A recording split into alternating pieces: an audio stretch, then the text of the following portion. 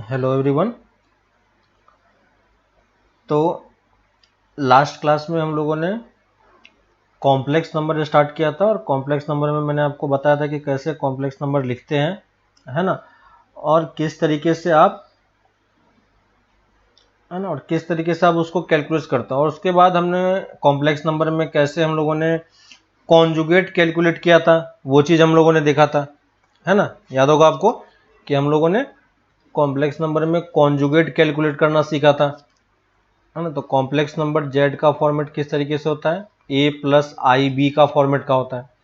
Complex number में हमने mod Z calculate करना सीखा था। तो ये क्या होता है, ए स्क्वायर प्लस बी स्क्वायर होता है। ये क्या है, मॉडुलस, है ना। वैसे ही हमारे पास क्या होता है, कॉन्जुगेट होता है। कॉन्जुगेट को हम कैसे लिखते हैं, जेड बार से, है ना। तो कॉन्जुगेट की वैल्यू कैसे निकालते हैं, ए माइनस आई बी, है ना। अगर ए प्लस आई बी है तो ए माइनस आई बी कर देंगे। इमेजिनरी पार्ट का साइन बस आपको चेंज कर देना है, ठीक है। साथ ही हमने आर्गुमेंट भी निकालना सीखा था, है ना। आर्गुमेंट हम किसको बोलते हैं, थीटा को। और थीटा की वैल्यू हम कैसे निकालते हैं, पहले हम टेन एल्फा कैलकुलेट करते हैं, है कि नहीं। टेन एल्फा कैलकुलेट करते हो। टेन एल्फा कहां पे क्या होता है, मॉड बी बाई मॉड ए, है ना। तो इस वाले पार्ट में किसी को कोई डाउट है, यहां से आप पहले अल्फा कैलकुलेट करो इस वाले इक्वेशन से, है ना। और ये वाला पार्ट आप इजीली कैलकुलेट कर पाओगे, कैलकुलेट अल्फा, है ना। और थीटा की वैल्यू अल्फा के इक्वल कब होगी, जब जेड हमारा क्या हो, जेड इन फर्स्ट क्वाड्रेंट, है ना। ये वैल्यू क्या होता है, पाई माइनस अल्फा होता है, जब जेड आपका कहां पे हो, सेकेंड क्वाड्रेंट में, है ना। आपका अल्फा माइनस पाई होता है जब जेड आपका थर्ड क्वाड्रेंट में होता है ना। और ये माइनस अल्फा होता है जब जेड आपका फोर्थ क्वाड्रेंट में होता है ना। तो किसी को ये वाला पार्ट में कोई डाउट है कि आर्गुमेंट कैसे कैलकुलेट करते हैं, है ना। तो ये इतनी चीजें हमने अभी तक सीख चुके हैं कि सारे क्लासेस में, कि कैसे जेड लिखना होता है ना। आई क्या होता है ये भी मैंने आपको बताया था, है ना। आई स्क्वायर क्या होता है, आई की कोई भी पावर अगर हमें लिखनी हो तो हम वो भी लिख सकते हैं।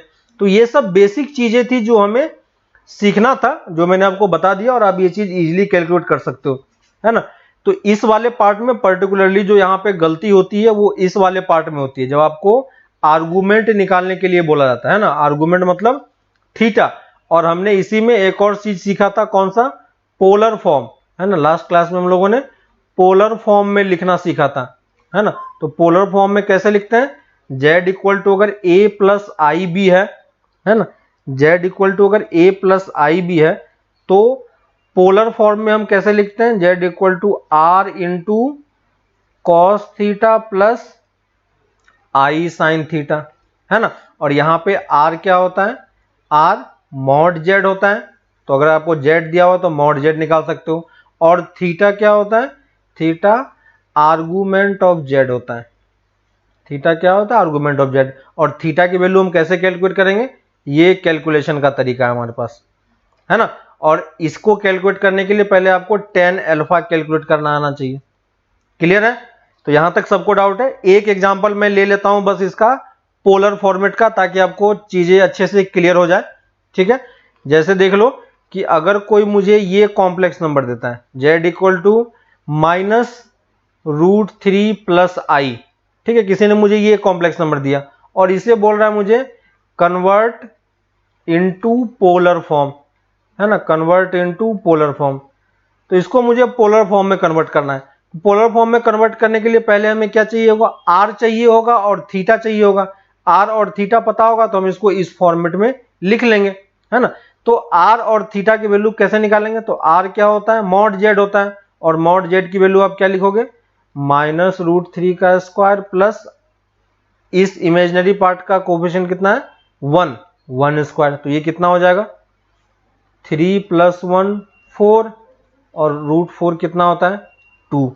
तो हम इसको कितना लिख सकते हैं, ये चीजें हम लिख सकते हैं। क्लियर है। अब हमें क्या चाहिए, आर्गुमेंट चाहिए, है ना। आर्गुमेंट मतलब हमें थीटा की वैल्यू चाहिए। तो थीटा की वैल्यू निकालने से पहले हमें क्या निकालना पड़ता है, देखो जस्ट ऊपर में हमने बताया था आपको कि थीटा की वैल्यू निकालने से पहले हमें अल्फा कैलकुलेट करना पड़ता है और ये चीज कैलकुलेट करना पड़ता है tan अल्फा। ठीक है, तो यहां पे भी मैं क्या करूंगा, tan अल्फा कैलकुलेट करूंगा। तो tan अल्फा की वैल्यू आप क्या लिखोगे, mod b by mod a। Mod b क्या है, इमेजिनरी पार्ट है ना, तो पहले हमेशा क्या करना है, imaginary part upon real part करना है। तो इमेजिनरी पार्ट यहां पे कितना होगा 1, और 1 का मॉड कितना हो जाएगा 1 ही। रियल पार्ट कितना है -√3, और उसका मॉड लोगे तो कितना आ जाएगा √3। तो ये कितना हो गया 1/√3। क्लियर है। और tan अल्फा इक्वल टू 1/√3 सबको पता है। अल्फा कितना होता है, ये चीज आपको निकालना आया था पहले, π/6 30 डिग्री, याद है।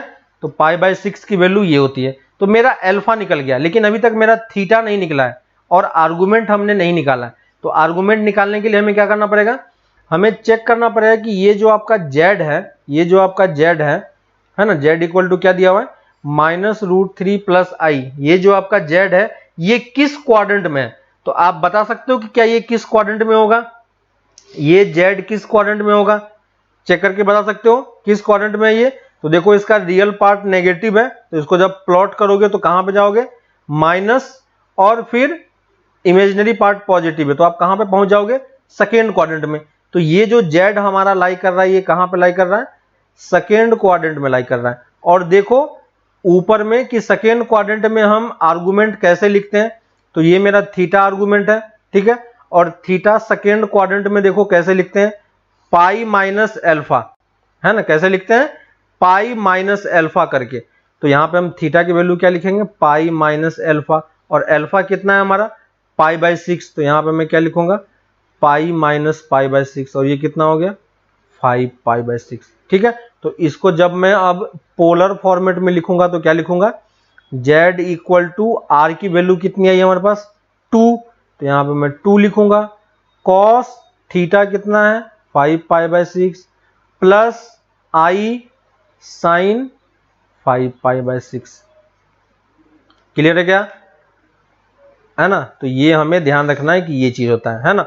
और थीटा के बारे में मैंने बताया था आपको कि ये जो आर्गुमेंट होता है, ये आर्गुमेंट कहां से कहां लाई करता है, पाई से -π के बीच में ही लाई करता है। और इसी को हम क्या बोलते हैं, इसी को हम बोलते हैं प्रिंसिपल रीजन, जहां पे हमारा आंसर लाई करने वाला है। ठीक है, तो इस तरीके से हम यहाँ पे आर्गुमेंट कैलकुलेट करते हैं और इस तरीके से आप इसको पोलर फॉर्मेट में लिख सकते हो। क्लियर है। अब इसके बाद हम आ जाते हैं कि जो आपने 10th में किया था, है ना, अब आपने यहां से आगे वाला पार्ट जो आपका 10th वाला पार्ट है ना, शायद कौन सा वाला पार्ट रिपीट करना है, शायद कौन सा वाला पार्ट रिपीट करना है बताओ। देखो मैं एक और एग्जांपल ले लेता हूं, दूसरा एग्जांपल ले लेता हूं मैं, दूसरे एग्जांपल से समझो फिर से। मान लो मैंने z ले लिया -2 - 2i, ठीक है, मैंने ये z ले लिया, ठीक है। और इस z को मुझे फिर से क्या करना है, पोलर फॉर्म में लिखना है। तो पोलर फॉर्म में लिखने के लिए मुझे फिर से क्या करना होगा इसको, है ना, पोलर फॉर्म में लिखने के लिए फिर से हमें क्या करना पड़ेगा, r और थीटा कैलकुलेट करना होगा। तो r तो निकालना इसका इजी है, r कैसे निकालते हैं, मॉड z की वैल्यू, तो रियल पार्ट का स्क्वायर प्लस इमेजिनरी पार्ट का स्क्वायर। ठीक है, रियल पार्ट का ये कितना हो जाएगा 4 + 4 कितना हो गया, इसको सॉल्व करोगे तो कितना आ जाएगा 2√2। तो r की वैल्यू देखो मेरे पास 2√2 आ गई। तो r वाले पार्ट में तो किसी को कोई डाउट नहीं होगा। ठीक है, थीटा निकालने से पहले आपको क्या निकालना है, अल्फा निकालना है ना। हमेशा ये ध्यान रखना कि यहाँ पे कॉम्प्लेक्स नंबर में जब भी आप थीटा कैलकुलेट करोगे उससे पहले आपको अल्फा निकालना है। तो tan अल्फा हम कैसे कैलकुलेट करेंगे, tan अल्फा हम कैसे कैलकुलेट करेंगे, तो tan अल्फा क्या होता है mod b by mod a। Mod b क्या होता है इमेजिनरी पार्ट, तो इमेजिनरी पार्ट इसका कितना है -2, और -2 का मॉड लोगे तो कितना आ जाएगा 2।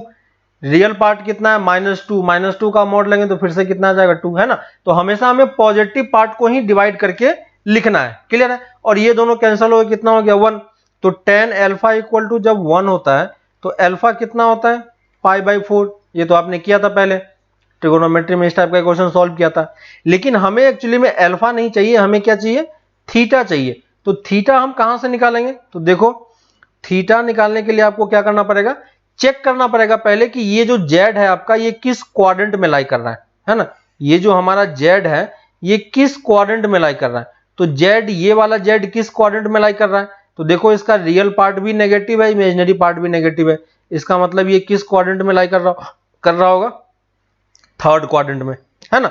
तो थर्ड क्वाड्रेंट में अगर ये लाई कर रहा है तो अब देखो कि थर्ड क्वाड्रेंट में आप थीटा कैसे लिखते हो। आपको मैंने लिस्ट में वो चीज लिखवाया था लास्ट क्लास में, और अभी भी मैंने यहाँ पे ऊपर में लिख के रखा है ना। ये चीज आपको याद रखना है कि कहां पे कौन सा लाई करता है, ठीक है।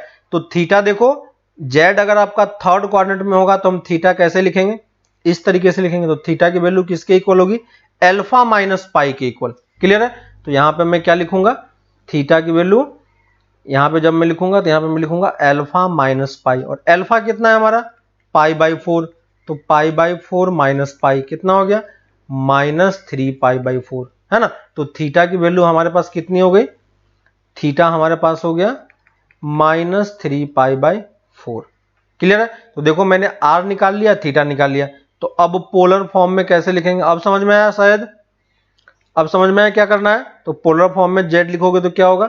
आर, तो आर 2√2 लिखा, इनटू कॉस थीटा, तो कॉस 3 पाई बाई -4, शायद अब समझ में आया, plus i sine -3 pi by 4। ठीक है, ये चीज लिखा। और अब देखो, क्योंकि कॉस के अंदर में नेगेटिव से हमें पता है कि कोई फर्क नहीं पड़ता, तो मैं उस नेगेटिव साइन को हटा भी सकता हूं। तो इसको मैं 3 पाई बाई 4 लिख दूंगा।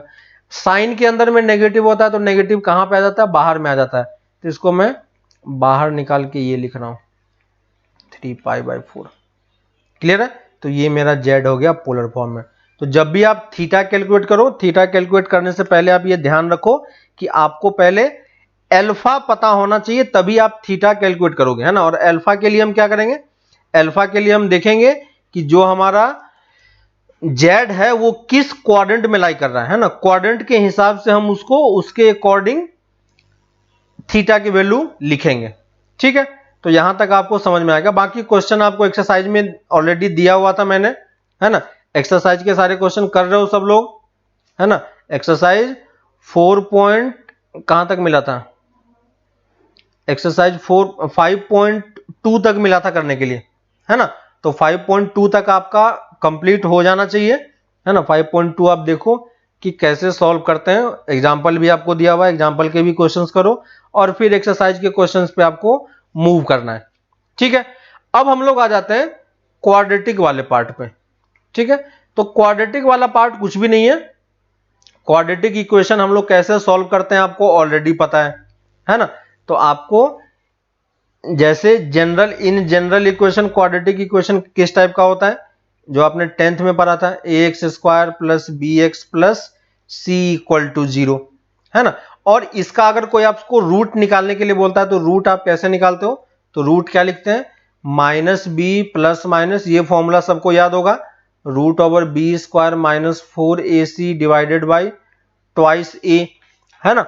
और b² -4ac को हम क्या बोलते हैं? डिस्क्रिमिनेंट। तो इसको मैं किस तरीके से लिख सकता हूं? +-√d बाई ट्वाइस a, है कि नहीं। आप इस तरीके से भी लिख सकते हो। और d क्या होता है? d हमने किसको एज्यूम किया है? b² -4ac को, है ना। और आपने 10th में भी ये चीजें पढ़ी होगी कि जब d की वैल्यू ग्रेटर देन 0 होती है तो हमें कितने रूट्स मिलते हैं? 2 real and distinct root. Distinct मतलब क्या हो गया? डिस्टिंक्ट मतलब अलग अलग, है ना। दोनों रूट क्या होंगे? डिफरेंट होंगे। तो 2 रियल एंड डिस्टिंक्ट रूट। ठीक है, समझ में आ रहा है? आपको रूट्स निकालना आता है, फॉर्मूला वगैरह पता है। डी की वैल्यू अगर 0 होती है तो हमें क्या मिलता है? 1 रियल रूट, है ना। और 1 रियल रूट मतलब क्या होता है कि 1 रिपीटेड रूट बोलते हैं, है ना। तो 1 रियल रूट्स। और अगर d की वैल्यू लेस देन 0 होती है तो हम क्या बोलते हैं? इमेजिनरी रूट, है ना। तो हमने जो 10th क्लास में पढ़ा था, 10th क्लास में जब d की वैल्यू लेस देन 0 होती थी तो हम क्या बोलते थे? कि उसका रूट इमेजिनरी है ना। तो हम इसको सॉल्व नहीं करते थे। लेकिन अब हम इस वाले पार्ट को भी सॉल्व कर सकते हैं, क्योंकि हमें अब कॉम्प्लेक्स नंबर हमने पढ़ लिया है ना। तो इमेजिनरी रूट्स भी बोलते हैं और कॉम्प्लेक्स रूट भी बोलते हैं, एक ही बात है ना। तो 10th में आपने इमेजिनरी रूट्स पढ़ा था, अब हम उसको क्या बोलेंगे? कॉम्प्लेक्स रूट्स बोल सकते हैं, है ना। और इसी डी के वैल्यू पे ग्राफ कैसे कैसे बनता है ये हम लोगों ने कहां पे देखा था, फंक्शन वाले चैप्टर में मैंने आपको ग्राफ वगैरह बताया था, है ना, कि ए पॉजिटिव होता है तो ग्राफ अपवर्ड होता है ना, आपने ग्राफ भी प्लॉट करना सीखा था। डी की वैल्यू ग्रेटर देन 0 होती है तो कर्व कितने पॉइंट पे कट करता है, 2 पॉइंट पे कट करता है एक्स एक्सिस को। इक्वल टू 0 होता है तो एक पॉइंट पे टच करते हुए निकल जाता है, और डी लेस देन 0 होता है तो किसी पॉइंट पे कट नहीं करता है ना। ये सब आपने किया था पहले, ये सब डिस्कशन हो चुका है। तो ये सब चीज आपसे अब नहीं पूछा जाएगा, वो सब मैंने वहां पे फंक्शन में ग्राफ के लिए आपको बताया था। अभी के लिए अब आपको क्वेश्चन इक्वेशन दे देगा और आपको रूट्स निकालने के लिए बोलेगा, ठीक है। जैसे मैं मान लेता हूं कि मेरे पास एक इक्वेशन है, मान लो x square plus 2x plus 3 करके है, ठीक है, ये हमारे पास इक्वेशन है, और मुझे बोल रहा है कि फाइंड दिस रूट्स। तो रूट्स निकालना तो हमें आता है, रूट्स हम कैसे लिखेंगे, x माइनस बी कितना है 2 plus minus root over B square minus 4ac, clear है, कितना होगा बी स्क्वायर माइनस 4ac। किसी को कोई डाउट इस वाले पार्ट में, है ना, डिवाइडेड बाई ट्वाइस a, तो a की वैल्यू तो 1 है, ये मैंने बस रूट लिख दिया, ठीक है। अब देखो x इक्वल टू क्या लिखूंगा मैं, -2 प्लस माइनस अंदर में कितना हो जाएगा, ये 4 माइनस 12 कितना दे देगा, 4 minus 12 minus 8 root over -8 divided by 2। और लास्ट क्लास में मैंने आपको बताया था कि जब भी रूट के अंदर में, है ना, -2 होता है तो हम इसको किस तरीके से ब्रेक करते हैं, -1 इंटू 2 लिखते हैं, याद होगा। और इसको मैं अलग अलग ब्रेक कर सकता हूं, -1 और इंटू रूट ये 2, और ये रूट ओवर -1 क्या होता है, आई होता है ना। तो कभी भी अगर रूट के अंदर में माइनस होता है तो उसको हम बाहर निकाल के आई लिख पाएंगे। तो यहां पे ये चीज जब निकल के बाहर आएगा तो ये क्या बन जाएगा, -2 plus minus i root 8 divided by 2। और रूट 8 को आप सॉल्व कर सकते हो, रूट 8 कितना होता है 2√2, है ना। तो यहां से देखो ऊपर नीचे से 2 और 2 कैंसिल हो जाएगा, तो क्या बचेगा plus minus i root 2, check करके देखना। तो यहां से जब आपको कोई x निकालने के लिए बोलेगा तो x की वैल्यू कितनी आएगी आपके पास, -1 प्लस आई रूट 2 और -1 माइनस आई रूट 2, ठीक है।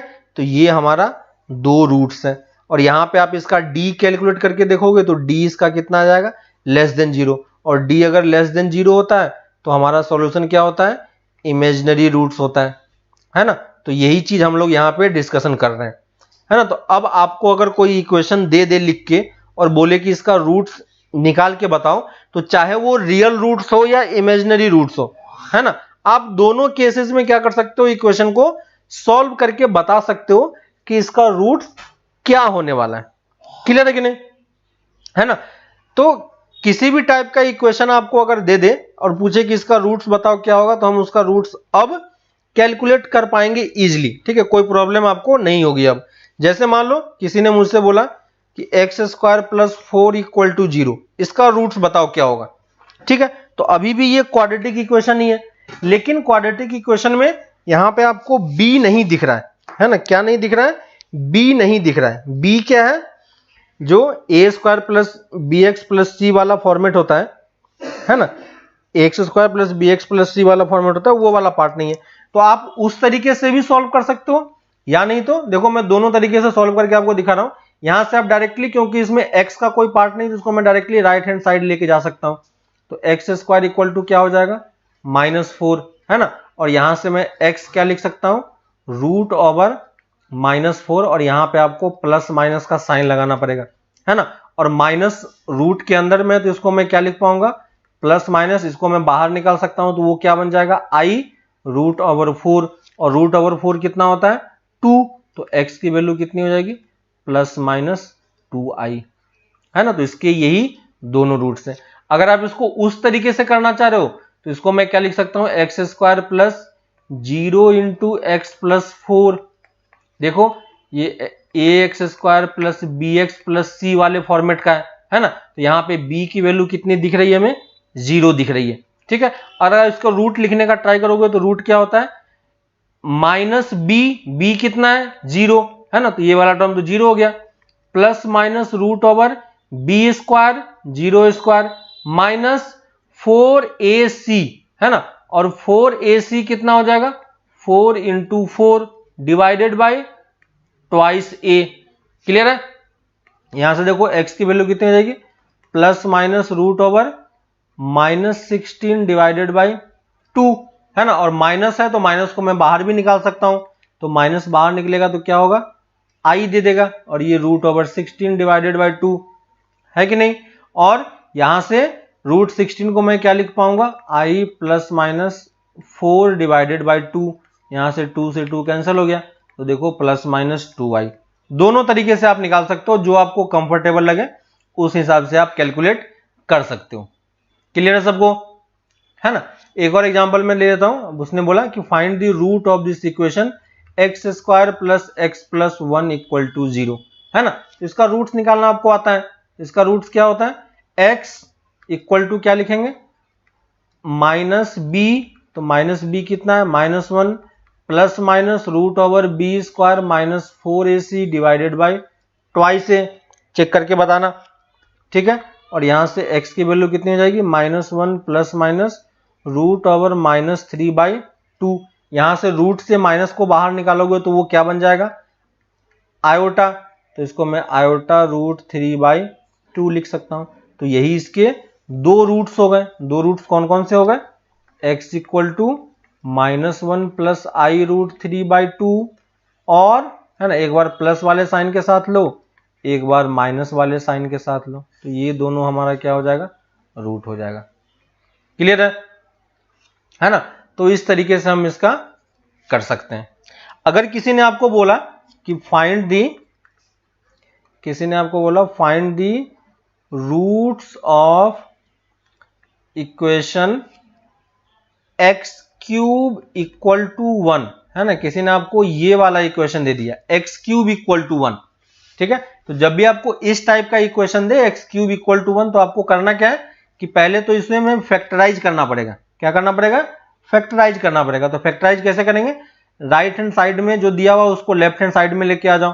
तो इसको मैं क्या लिख सकता हूं एक्स क्यूब माइनस 1 लिख सकता हूं मैं, है ना। तो x cube minus 1 equal to 0। और देखो ये कौन सा फॉर्मूला बन गया a cube minus b cube, है ना। और a cube minus b cube का फॉर्मूला पता है आपको क्या होता है a minus b into a square plus a b plus b square. Last class में आपको जेड के टर्म में फॉर्मूला लिखवाया था, सेम वही फॉर्मूला मैं यहाँ पे अप्लाई कर रहा हूँ। और देखो ये चीज जब 0 होता है तो प्रोडक्ट में हम क्या लिखते हैं x माइनस 1 इक्वल टू 0 और X square plus X plus 1 equal to 0। यहां से सॉल्व करोगे तो क्या आएगा x इक्वल टू 1 आएगा, है ना। यहां से सॉल्व करोगे तो क्या आएगा जस्ट अभी हमने किया था, चेक करके देखना -1 प्लस रूट 3i/2। जस्ट अभी हमने ऊपर वाला जो एग्जाम्पल किया है सेम यही एग्जाम्पल है ना, रूट 3i/2। तो यहां से देखो ये दोनों रूट हमारे पास निकल के आ गया। क्लियर है ना। तो इस इक्वेशन के कितने रूट्स होंगे, देखो इस इक्वेशन के 3 रूट्स हमें मिल रहे हैं, है ना। तो ये चीज ध्यान रखना कि जितने पावर होगा, जितना भी आपको पॉलिनोमियल दिया होगा, है ना, ये सब क्या है पॉलिनोमियल ही है। तो पॉलिनोमियल में जितना पावर होगा आपको उतने रूट्स मिलेंगे, है ना। पावर 3 था तो आपको 3 रूट्स मिल रहे थे। हो सकता है कि वो रूट्स इमेजिनरी हो रियल हो, वो अलग केस है, लेकिन हमेशा जितने पावर है मैक्सिमम आपको उतना रूट मिलेगा ही मिलेगा, है कि नहीं। ये चीज हो गया। एक चीज आप यहां पे अगर ध्यान दे रहे होगे तो यहां पे देखो कॉम्प्लेक्स नंबर के जितने भी रूट्स हैं, है ना, अभी तक हमने जितने भी रूट किए हैं, ये देखो ये कॉम्प्लेक्स नंबर, ये कॉम्प्लेक्स नंबर दिख रहा है, ये कॉम्प्लेक्स नंबर, ये कॉम्प्लेक्स नंबर दिख रहा है। जस्ट इसके ऊपर भी हमने अभी बहुत सारे एग्जाम्पल किए, यहां पे देखो 2 कॉम्प्लेक्स नंबर है, ठीक है। ऊपर में देखो यहां पे भी अब आपके पास 2 कॉम्प्लेक्स नंबर दिखाई दे रहा है ना। तो जितने भी आप कॉम्प्लेक्स रूट्स देखोगे, है ना, यहां पे देखो इसको अगर आप जेड मान लेते हो तो ये क्या लिखा हुआ है जेड बार लिखा हुआ है, दिख रहा है क्या। देखो इमेजिनरी पार्ट का साइन बस चेंज हुआ है कि नहीं। तो अगर आप एक को जेड मान लेते हो तो दूसरा वाला उसका ऑटोमेटिकली क्या बन जाता है जेड बार बन जाता है। समझ में आया क्या। आप इसको जेड ले लोगे तो ये इसका जेड बार हो जाएगा, है ना। अगर आप इसको जेड लोगे तो ये जेड बार होगा। अगर आपने इसको जेड बोल दिया पहले कि मैं इसको जेड मान रहा हूं तो ये उसका क्या हो जाएगा जेड बार हो जाएगा, है ना। तो उससे फर्क नहीं पड़ता कि आप किसको जेड ले रहे हो, लेकिन फर्क ये चीज ध्यान देना यहाँ पे कि एक z होगा तो एक उसका z बार उसका रूट होगा ही, है कि नहीं। जैसे यहां पे भी देखो एक रूट आपका क्या है 2i और एक रूट आपका क्या है -2i। अगर आप एक पार्ट को z बोलते हो तो ये पार्ट आपका क्या है z बार है, दिख रहा है क्या, है ना। यहां पे भी आपको ये चीजें विजिबल हो रहा होगा। दूसरा चीज थर्ड वाले में देखो, यहां पे अगर आप इसको z बोलते हो तो ये क्या लिखा हुआ है z बार लिखा हुआ है, चेक कर पा रहे हो। यहां पे देखो ये अगर z बोल रहे हो तो ये इसका क्या है z बार है। इसका मतलब ये हो गया, है ना। तो कॉम्प्लेक्स रूट जो होता है वो ऑलवेज क्या होता है पेयर में आता है ना, और कॉन्जुगेट के टर्म्स में आता है। तो इस वाले पॉइंट को यहां पे नोट करके हम लोग लिख लेते हैं एक बार, ठीक है। तो क्या है रूल्स कि कॉम्प्लेक्स रूट, है ना, लिख लो complex roots always occur in pair, है ना, और ऑलवेज कम्स विद कॉन्जुगेट, है कि नहीं, ऑलवेज कम्स विद कॉन्जुगेट, है ना। तो कॉम्प्लेक्स नंबर कभी भी आपका, है ना, एक कॉम्प्लेक्स नंबर किसी का रूट नहीं हो सकता, किसी क्वाड्रेटिक इक्वेशन का रूट नहीं हो सकता, या किसी भी पॉलिनोमियल का रूट नहीं हो सकता, है ना। अगर किसी ने बोल दिया कि 2 + 3i किसी क्वाड्रेटिक इक्वेशन का रूट है तो क्या ये सही है, ये सही नहीं है ना। अगर उसने एक रूट ये बोल दिया है इसका मतलब बाय डिफॉल्ट दूसरा रूट इसका क्या हो जाएगा 2 - 3i हो जाएगा, है ना। तो कॉन्जुगेट रूट हमेशा कॉम्प्लेक्स नंबर का तुम्हें, ये पॉलिनोमियल का तुम्हें हमेशा कॉन्जुगेट रूट्स मिलेंगे, है ना। तो ये चीज ध्यान रखना कि कभी भी कोई एक कॉम्प्लेक्स नंबर आपका रूट्स नहीं हो सकता, हमेशा कितने नंबर में होंगे वो इवन पेयर में होंगे ना। या तो 2 कॉम्प्लेक्स रूट हो सकता है, या 4 कॉम्प्लेक्स रूट हो सकता है, या 6 कॉम्प्लेक्स रूट हो सकता है, लेकिन कभी भी 1 कॉम्प्लेक्स रूट नहीं हो पाएगा, कभी 3 कॉम्प्लेक्स रूट नहीं हो पाएगा, कभी 5 कॉम्प्लेक्स रूट नहीं हो पाएगा, है ना। तो नंबर के टर्म्स में अगर आप बात करोगे तो कभी भी आपको odd number of complex roots नहीं मिलेगा, है ना। तो अगर इसी को लिख लो, if second point, if complex number z is the root of, if complex number z is the root of a quadratic equation, if complex number is the root of quadratic equation, then z bar will also be the root of that quadratic equation, ठीक है। तो आप जितने भी question solve करोगे वहां पे आप ये देखोगे कि हमेशा z किसके टर्म्स में आपको मिलेगा, रूट्स के कॉन्जुगेट पेयर के टर्म्स में मिलेगा, हमेशा वो किस में आता है पेयर के टर्म्स में ही निकल के आता है, ठीक है। तो इस टाइप के बहुत सारे क्वेश्चंस आपको शीट में देखने को मिलेगा, और प्रैक्टिस ये जो आपके पास एनसीईआरटी बुक है इस वाले पार्ट में आपको बहुत सारे क्वेश्चंस देखने को मिलेंगे। तो उन सारे क्वेश्चंस को आप ट्राई करना, ठीक है।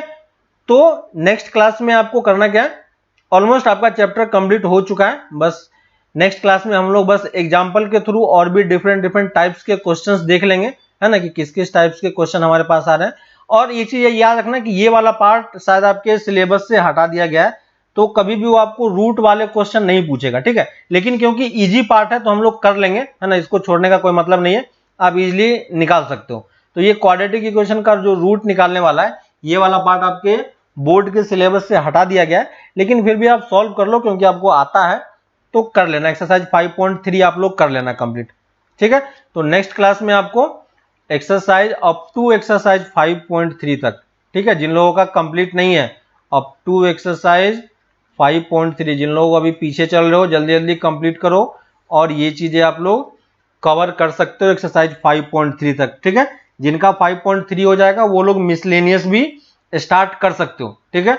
और जिन लोगों का डाउट्स हो किसी टॉपिक में मैथ्स में, है ना, तो जो आपको डेट्स असाइन किया गया उस डेट में आप लोग कॉलेज आके, है ना, पूछ सकते हो एक बार, है ना। तो उस टाइम पे कॉलेज में आओ, वहां पे बैठ के आप लोग लेक्चर भी अटेंड कर सकते हो और ये डाउट्स वगैरह भी पूछ सकते हो, ठीक है। लेकिन कॉलेज आना अभी कंपलसरी नहीं है, आप ट्राई करो कि अगर आप घर पे बैठ के पढ़ सकते हो तो सही है, लेकिन अगर कोई डाउट वगैरह आता है तभी आप ट्राई करो कि कॉलेज में आके सर से मिलके बातचीत कर सकें, ठीक है। तो किसी भी सब्जेक्ट में जिसमें भी डाउट हो सर अवेलेबल हैं, तो आप कॉलेज में आके भी उस चीज का डाउट क्लियर कर सकते हो, ठीक है। तो अप टू एक्सरसाइज 5.3 तक आप लोग ट्राई करो, जिनका हो गया वो लोग मिसलेनियस भी स्टार्ट कर सकते हो, ठीक है। फिर हम लोग इसी को नेक्स्ट क्लास में एग्जाम्पल के थ्रू और ढेर सारे क्वेश्चन सीखेंगे, ठीक है। तो ऑलमोस्ट आपका चैप्टर कंप्लीट हो चुका है, बस आपको प्रैक्टिस करना है, ठीक है। तो फिर हम लोग मिलते हैं आगे नेक्स्ट क्लास में। ओके, चलो बाय।